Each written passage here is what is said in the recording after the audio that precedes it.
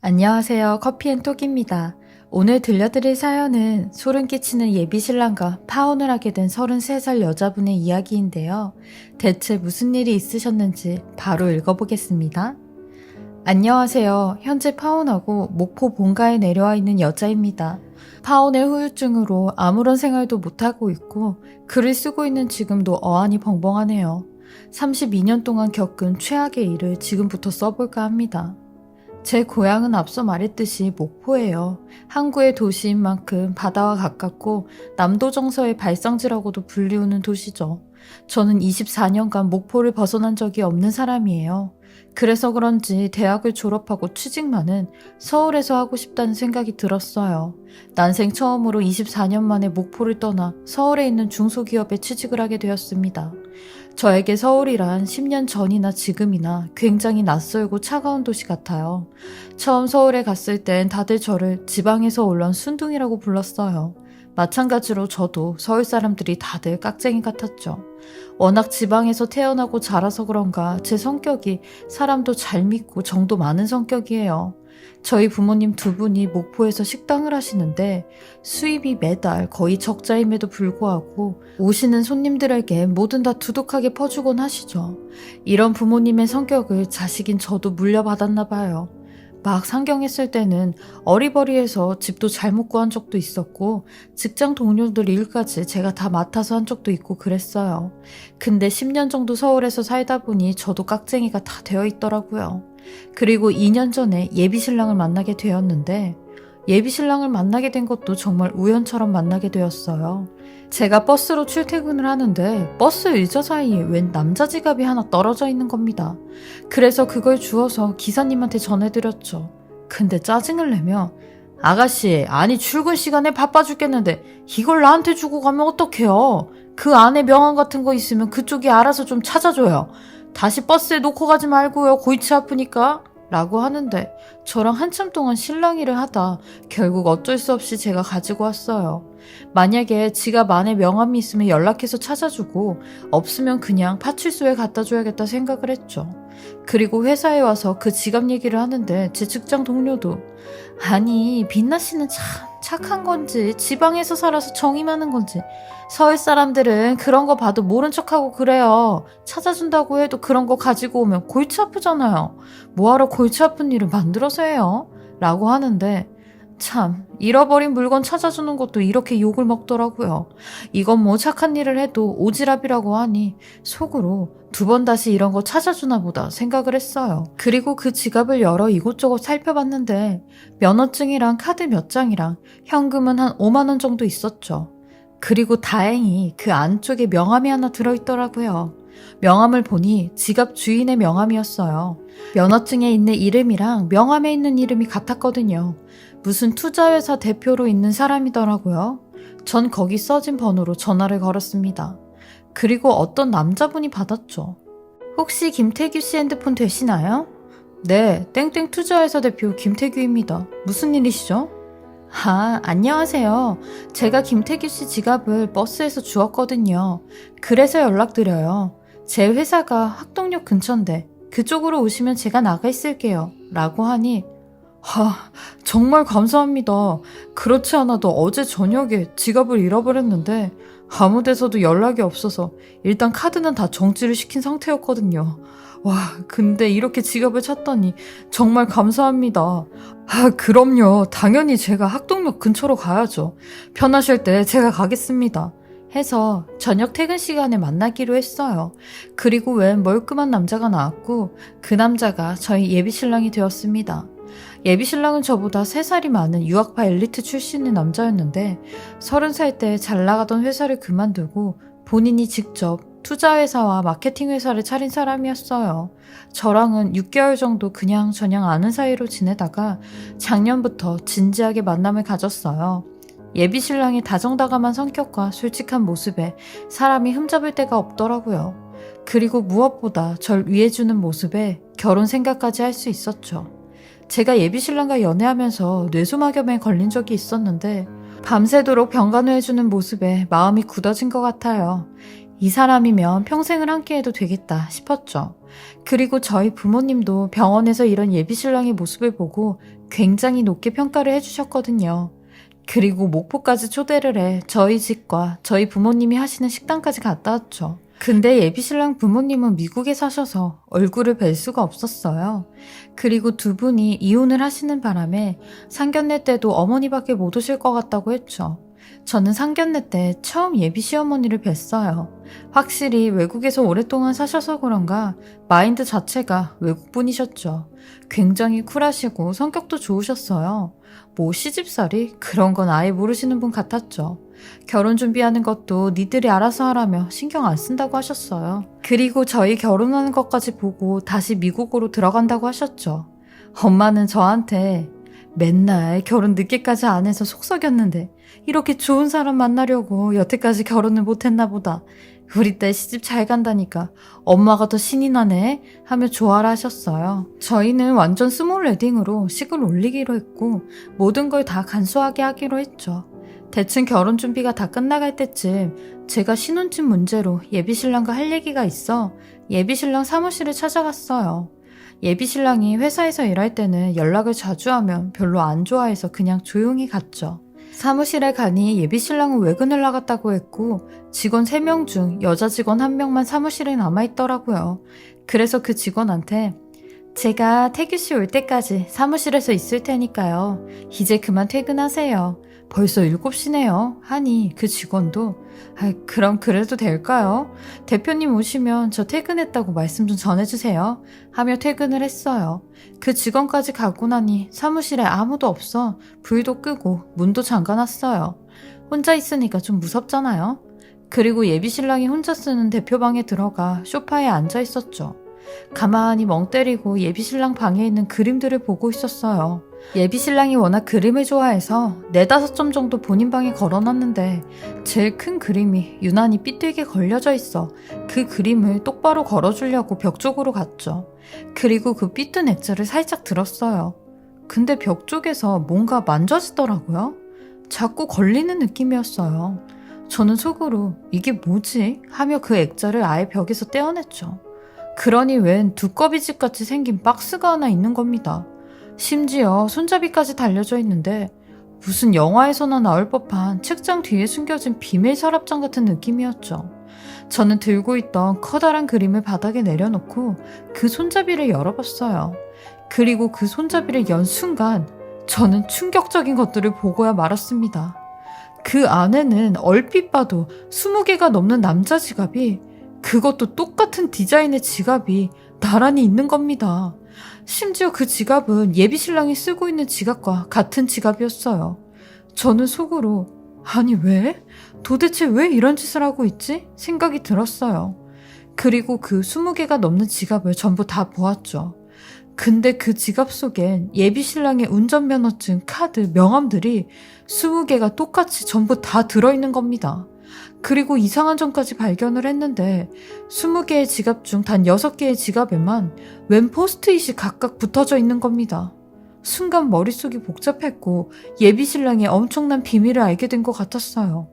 그 포스트잇에는 여자의 이름과 연락처 그리고 만난 날짜가 써져 있었죠. 그리고 그 중 하나가 저에 관련된 것이었습니다.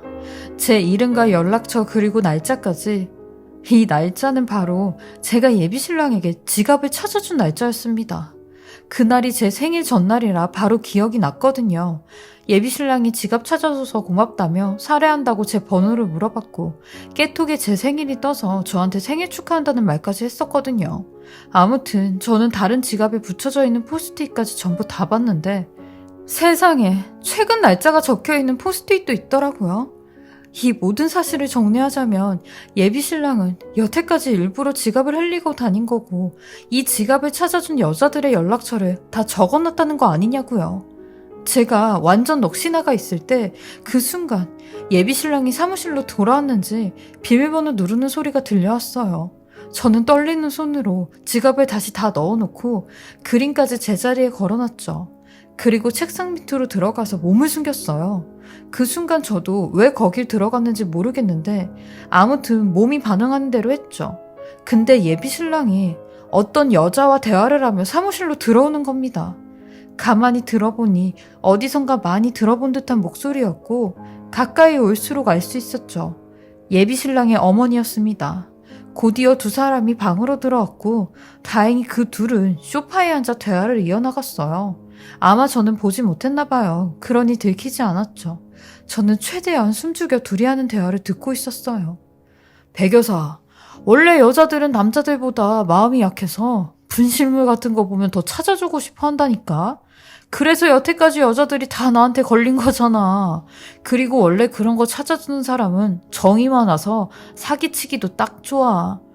그러니까 우리 대표님 똑똑해. 우리 모임에서도 대표님이 제일 똑똑하잖아. 이번에 결혼하겠다고 하는 애도 그런 식으로 접근한 거라며. 이번에는 얼마짜린데? 돈은 좀 있는 애야? 내가 보니까 애는 없어 보이던데. 이야, 역시 백여사. 백여사가 정확하게 봤네. 걔 목포 사람이야. 촌에서 온 앤데 걔네 부모가 목포에서 꽤 크게 식당을 하더라고. 내가 사전답사 다 갔다 왔지. 가서 대충 시세 좀 따져보니까 그거 담보로 돈 좀 땡기면 한 2, 3억은 챙길 수 있을 것 같더라고. 나도 옛날에는 못 모르고 막 작업하다가 큰 집 몇 번 갔잖아. 근데 이제는 좀 지능적으로 밑작업을 해야겠더라고. 그래서 지갑 잃어버린 걸로 유인하고 지금 위장 결혼까지 하는 거 아니야. 아우, 그러니까 우리 대표님이 고생이 많아. 그래도 내가 그때 엄마 연기 잘했지? 자연스럽게. 걔도 내가 시어머니라고 아주 철석같이 믿던데. 하긴 우리 같은 꾼이 그 정도는 연기도 아니지. 하는데 아니 도대체 저 두 사람 무슨 말을 하고 있는 건지 제 귀를 의심했어요. 작업은 뭐고 위장 결혼은 뭐고 게다가 저 사람이 시어머니가 아니라는 말까지 저는 무슨 꿈을 꾸고 있는 것 같았어요. 그리고 뒤이어 하는 대화에 정말 하늘이 무너지는 것만 같았습니다. 아니 그럼 걔는 몇 달 보고 있는 거야? 결혼까지 하면 들어가는 돈이 너무 많은 거 아니야? 이거 좀 손해보는 장사다. 집에 돈이 많은 딸도 아니라며. 그렇긴 한데 내가 출소한 지 얼마 안 됐잖아. 그래서 처음부터 쌩꺼 나면 안 되겠더라고. 일단 약하게 시작해야지. 암튼 나는 걔랑 딱 씩 올리고 6개월 작업한 다음에 싱가포르로 잠수 탈 거야. 그리고 한 2년 뒤에 다시 한국으로 들어와야지. 그건 그때 생각해보고. 일단 백여사, 그때 내가 신세진 것도 있고 우리 사무실까지 왔으니까 내가 오늘 술 살게. 나가자. 하고 나가는데 저는 한동안 그 책상에 웅크려 일어나질 못했어요. 대략 1시간, 2시간 동안 너무 많은 정보를 갑작스럽게 알게 된 거죠. 이건 명백히 하늘의 뜻이라고 생각을 했어요. 그동안 예비신랑이 감추고 숨기고 절 이용해 먹으려고 했던 것들이 이렇게 한순간에 전부 다 발각이 된 거였죠. 저는 그렇게 유유히 예비신랑 사무실을 빠져나왔고 예비신랑과 어떻게 하면 파혼을 할까 머리를 굴렸어요. 이 사기꾼 같은 예비신랑, 분명히 제가 아무 이유도 없이 파혼하자고 하면 능구렁이처럼 개수작을 부릴 게 뻔하니 제가 먼저 선수를 쳐야겠다고 생각했어요. 그러고 보니 이제야 점점 퍼즐이 맞춰져 가는 것 같았어요. 일단 학력이나 부모님 얘기는 다 미국 얘기하면서 미국에서 졸업하고 미국에 사신다고 하면 제가 확인할 방법이 없잖아요. 그리고 그 인간이 운영하는 회사도 이렇게 번듯하게 해놓으니 당연히 제가 몰랐죠. 어쩐지 스몰웨딩 하자고 한 것도 본인은 외국에 살다 와서 친구도 가족도 없어서 부를 사람도 없다고 했는데 그게 아니라 지 말대로 옥살이하고 나와서 부를 사람이 없던 거였죠.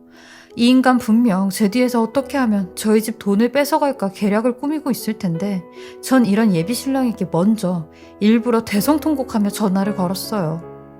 자기야, 나 큰일 났어. 아니 우리 집이 큰일 났어. 자기야, 그게 무슨 말이야. 자기네 집이 왜? 뭐가 큰일 났는데? 우리 아빠가 큰아빠한테 보증을 잘못 써주는 바람에 지금 가게랑 집이랑 전부 다 날라가게 생겼대. 이제 우리 어떡해? 다음 달까지 빚상환 못하면 다 날라간다는데 자기가 우리 집 좀 도와주면 안 될까? 자기 솔직히 회사 운영하면서 벌어둔 돈 좀 있잖아. 딱 10억이면 될 것 같아. 그러니까 10억만 좀 빌려주면 안 돼? 라고 하니 역시나 예비신랑 아무 소리도 안 하고 그냥 듣고만 있는 겁니다. 그런 예비신랑에게 저는 더 진상을 부려가며 얘기했어요. 자기야, 우리 이제 부부 사이잖아. 부부가 되잖아. 아니 부부끼리 이런 것도 못 해줘? 해줄 수 있는 거지? 자기야, 대답 좀 해봐. 응? 대답 좀 해보라고. 내가 그냥 달라는 것도 아니고 빌려달라고. 자기 원래 이렇게 쪼잔한 사람이었어? 라고 일부러 성질을 냈어요. 그러니 그제서야 예비신랑이 대답을 하는 겁니다. 아니, 빛나야. 너 내가 알고 있던 빛나 맞아? 너 원래 돈 앞에서 이렇게 성격 나오는 애였니? 10억이 무슨 동네 개 이름도 아니고 갑자기 10억을 빌려달라면 어떡하자는 거야? 너 나를 순전히 돈으로밖에 생각을 안 했니? 진짜 그런 거야? 빛나야, 정말 실망이다. 라는데, 뭐? 실망? 자기 그럼 지금 그 말이 우리 집한테 10억 못 빌려준다는 소리지? 자기 진짜 쫌생이구나. 뭐 쫌생이? 야, 너 진짜 말 다 했어? 너같이 나를 돈으로밖에 생각 안 하는 애랑은 결혼 못하겠다. 아니, 안 하련다. 라고 하는 겁니다. 저는 속으로 쾌재를 불렀어요. 이 말을 예비신랑한테 들어야 했거든요. 저는 일부러 더 거품을 물며 그래, 나 너 돈으로밖에 생각 안 했다. 왜? 이 쫌생아, 결혼 못하겠다고? 그럼 파혼하자는 말이야? 너 지금 결혼이 장난이야? 하니 그래, 파혼하자는 말이다. 결혼이 장난이 아니니까 파혼하자는 거지. 너 2번 다시 나한테 연락하지 마. 알겠어? 아이씨, 이거 진짜 똥 밟았네. 하며 전화를 끊어버렸어요. 저는 이렇게 정말 가까스럽게 이 사기꾼 같은 쓰레기랑 파혼을 하게 되었습니다. 와, 그때 일만 다시 생각하면 온몸에 소름이 돋고 머리카락이 쭈뼛쭈뼛 설 정도예요. 그때 예비신랑이 사무실에 가지 않았더라면, 그 액자를 보지 않았더라면 정말 저 평생을 부모님 가슴에 대못 받고 불효녀 딱지 달고 살았을 거예요. 근데 이렇게 천만다행 구사일생으로 저 인간 구렁텅이에서 빠져나오게 되었네요. 저는 이 일이 있고 난 후 바로 서울 생활 접고 고향 목포로 내려왔어요. 당분간은 부모님 식당 도우면서 천천히 일자리도 다시 알아보려고 해요. 저희 부모님도 이 얘기 듣고 소름 끼친다고 도대체 누굴 만나서 결혼을 해야 되냐며 안타까워하셨죠. 부모님도 예비신랑 놈 이런 놈인지 몰랐을 땐 정말 괜찮은 사람이라고 하셨거든요. 지옥이 될 뻔한 결혼 생활 생각하면 요즘은 정말 하루하루가 소중하고 감사하다고 생각이 들어요. 얼른 털어버리고 잘 이겨내려고 합니다. 제 긴 글 읽어주시고 들어주셔서 감사하고요. 다들 결혼하실 때 부디 잘 알아보시고 하시길 바라겠습니다. 지금까지 사례자분의 글을 읽어보았는데요.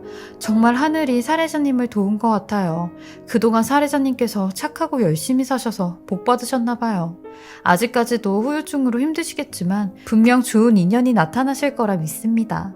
잘 이겨내시고 힘내시길 바랍니다. 지금까지 커피앤톡이었습니다. 오늘도 제 채널을 봐주셔서 감사합니다. 저는 다음 영상으로 또 찾아뵙겠습니다.